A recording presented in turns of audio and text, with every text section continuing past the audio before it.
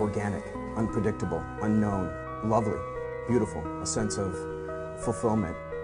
This is part of the pleasures of life and not the chores of life.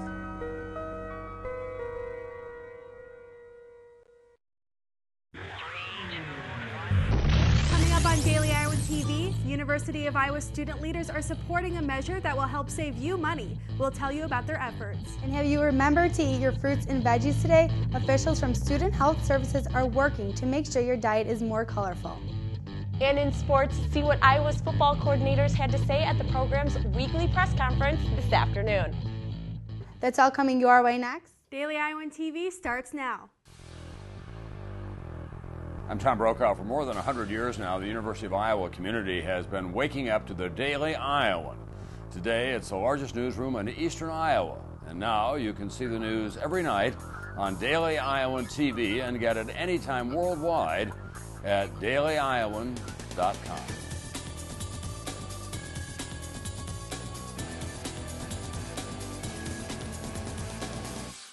Thanks for tuning into your Tuesday edition of Daily Iowan TV. I'm Alyssa Bergamini. And I'm Allie Wright. The University of Iowa student government will meet Tuesday night to officially endorse a freeze of in-state tuition costs. If it is approved, the freeze would be implemented for the 2013-2014 school year. The cost of in-state and out-of-state tuition has increased every year for the past 5 years.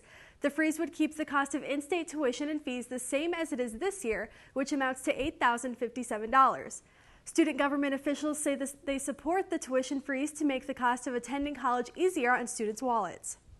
While the numbers of obese Americans are increasing, college students here in Iowa City don't have to be just another statistic.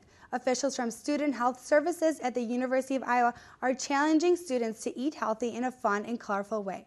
Daily Iowan TV's Eric Donahue tells us more. The leaves aren't the only things changing colors this fall. UI students' diets are getting colorful too. Colorful Choices is an online program designed to challenge students to consume as many different colored fruits and vegetables in order to maintain a healthier lifestyle. Student health dietitian Joanne Daler-Miller is optimistic in the direction of the program. So our goal with the program is to just encourage students to eat more fruits and vegetables, help them see how easy it can be to eat more fruits and vegetables by setting small goals and taking small steps towards that. And of course, being healthier, eating healthier supports academic success, so we want to do that as much as possible. If you're eating healthier, you're less likely to be ill, but you're also more likely to improve your academic success. The program's goal is to have students eat 100 servings of fruits and vegetables over the next 20 days. But what exactly counts as one serving? According to Student Health, 1/4 cup of dried fruit, a half a cup of fresh fruit, 15 grapes, 3/4 a cup of juice, 4 green leaves, 7 carrot sticks, and 1 medium banana all count as one serving. Now, as many of you may know, college students often work under incredibly tight budgets, and buying fresh produce can be very costly. But don't worry, the university does recommend students to buy dried and frozen fruit. These products often stay longer and allow more students to get more bang for their buck. The Colorful Choices program is a simple solution for students looking to go green this fall. UI students can register for Colorful Choices online at studenthealth.uiowa.edu. This is Eric Dawn, Daily Iowan TV. The 20-day program begins Wednesday and will end Monday, October 22nd. The Iowa City City Council will vote Tuesday evening on a resolution that could place stricter rules on sidewalk cafes. The council approved an ordinance that allows restaurants to place seating in parking spaces last month. If the new rule is passed, the seating will be required to be on a platform with a 4-foot wide buffer around the perimeter for added safety. City Councilor Jim Throgmorton says he supports the sidewalk cafes because they bring more vitality to downtown Iowa City. Iowa farmers are working hard to harvest their drought-damaged crops. Officials from the U.S. Department of Agriculture say 56% of the state's corn and 54% of the soybeans have been harvested. This is at least a week ahead of schedule. According to the USDA's weekly report, the corn's condition has improved, with 20% of the crop being in good or excellent condition. Still to come on Daily Iowan TV, the first presidential debate is Wednesday night. Find out what experts from the University of Iowa predict about the election. And in sports, we have field hockey beat reporter Cody Goodwin on set. That's coming up in just a bit, but now let's check in with Daily Iowan TV's Whitney Blakemore for your local weather forecast. Whitney? Thanks, Allie. With the leaves changing colors around campus, it seems like fall is on its way. But with temperatures like tomorrow, it almost feels like a summer day once again. Tomorrow will start off a bit chilly with temperatures in the mid-50s, but will quickly heat up in the afternoon with sunny skies and a high of 79 degrees. As we head into the evening, we can expect it to cool off into the low 50s. Taking a look into our extended forecast, temperatures are going to drop back down into that fall weather we were used to feeling. Thursday will have a high of 63 degrees and a 30% chance of rain. Friday, expect to see the lowest temperatures of the week with a high of only 53 degrees and a low of 34. Saturday and Sunday will have partly cloudy skies and a high around 60 degrees. And as we head into Monday, expect sunny skies and temperatures in the mid-60s. So guys, it seems as if tomorrow will be our last day of warm weather for a while, so take advantage of it while you can. Iowa congressional candidates Dave Loebsack and John Archer will debate on October 16th. The debate will be held in Newton and will be televised on Iowa Public Television. Loebsack, the Democratic incumbent, is being challenged by Republican attorney John Archer.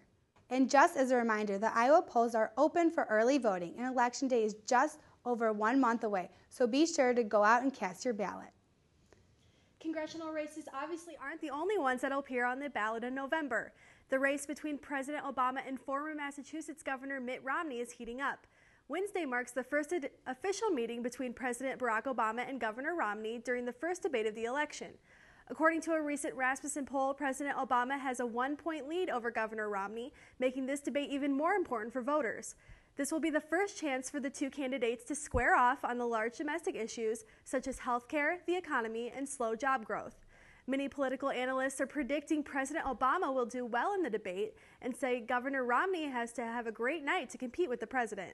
For Romney, the thing to look for is, can he do something to break Obama's momentum? He has to go on the offensive, he has to attack, he has to, in some ways, put Obama back on his heels. The debate will be held in Denver, Colorado, and will air on CNN at 8 o'clock Central Time. NewsHour's Jim Lehrer will act as moderator. On Tuesday, the family of one of the missing Evandale's girls will celebrate the 11th birthday of Lyra Cook. A birthday party is scheduled for Tuesday evening at the Countryside Vineyard Church in Evansdale. Lyric and her cousin Elizabeth Collins had been missing since July 13th. FBI officials say they believe the girls were abducted.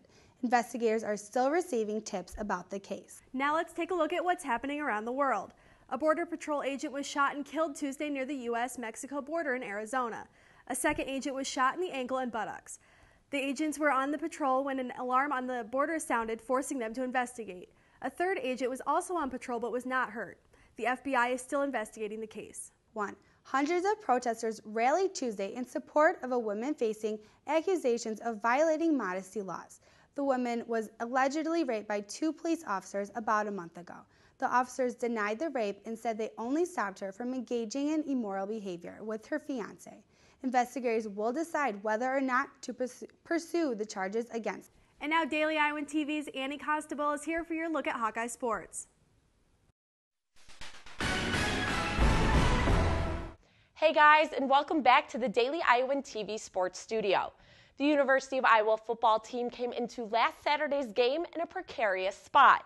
Coming off perhaps the worst loss in Kirk Ferentz's 13-year tenure at home versus Central Michigan, the Black and Gold had arguably failed to impress in any of their first 4 games.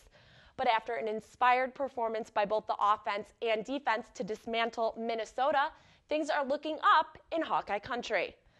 But adjustments will still need to be made if Kirk's crew want to make a statement in the Big Ten. The 2 men responsible for those adjustments, coordinators Greg Davis and Phil Parker. We caught up with both of them this afternoon. I think we're all a little bit surprised. It's not a big deal in terms of what we are looking at or what he's looking at. I mean, would you like them to be better? Yeah, you'd like them to be better, sure. But at the same time, you're not going to try to force the issue. I mean, they're going to come within the normal flow. James is like a coach out there. He's really done a great job of getting guys in the right spot, getting us in the right defenses, and he's done a great job. He's definitely playing at a high level, and he's our leader on on the defensive side. The best team at Iowa won again this past weekend. We reported on Sunday that the 11th ranked Iowa field hockey team had taken down a very talented Ohio State squad at Grant Field. But perhaps the most important part of the Field Hawks crew didn't step foot on the field during the game, despite being the first ones there and the last to leave. Curious? Daily Iowan TV Sports' Cody Goodwin has the story. The sprinklers showered Grant Field before each practice and home game for the 11th ranked University of Iowa field hockey team. The players say they enjoy the light mist that it brings. But if you ask the other students who helped to prepare Grant Field further, they'll tell you that there's a lot that goes on before both teams take the pitch. We help set up banners and flags before the game, kind of get things ready for the field. I guess just general maintenance kind of. Spencer is a member of the Crew Hawks. The Crew Hawks are a group of students led by supervisors from the Iowa Athletic Department who help to keep, maintain, and prepare athletic facilities before events, most notably the games. There are many perks that come with the gig, and Spencer said he was very fortunate to have the opportunity to be a Crew Hawk. I knew some guys in the athletic department, and they got me a job. I really appreciate that. On this day, Spencer helps to prepare the flags and banners fans will admire as they walk to their seats at Grant Field. Other jobs include moving the nets, cleaning out bathrooms, lining the trash cans, and other various items. But with hard work comes a treat. The Crew Hawks get free admission into the games that they help prepare for, and then get paid to watch the games at length. This has brought on plenty of fortuitous memories over the years, especially for Spencer, who remembers one in particular. Last year I was at the Iowa-Michigan game down the field because we raised the field goal nets down the field, so that was really exciting, seeing the goal line stand right in front of my face. But upon the game's final whistle, Spencer goes back to work. He empties the trash cans and takes down the flags he worked so hard to hang up. But if you ask him, this stuff is easy compared to other sports.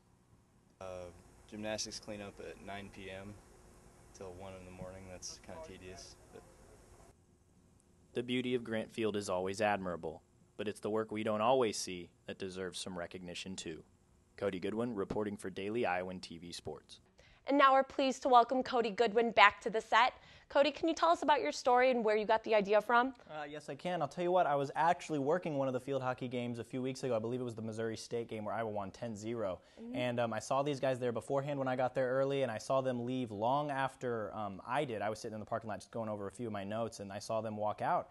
And it just kind of got me thinking. So the very next home game against Albany, I was able to ask them a few questions about it. And then the previous Sunday, I was able to get some footage of it and produce what you just saw. Well, it was a very interesting story. And now Kathleen McGraw, third time being nominated or winning the Defensive Player of the Week. Can you talk about her performance on Sunday and what she did to deserve that title yet again? I'll tell you what, she's done this all 3 times she's earned the award, Annie. She's just been a very fierce and vocal leader on that Iowa defense. It's kind of been the crutch of the team so far this year.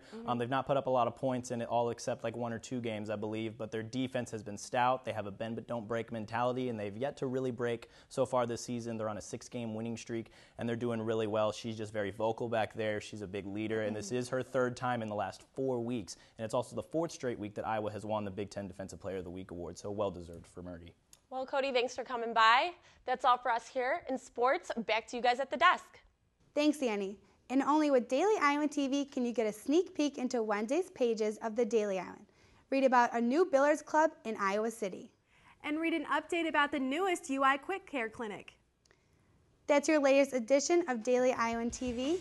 Be sure to check us out at the same time tomorrow or anytime online at dailyiowan.com. Thanks for watching and have a great night.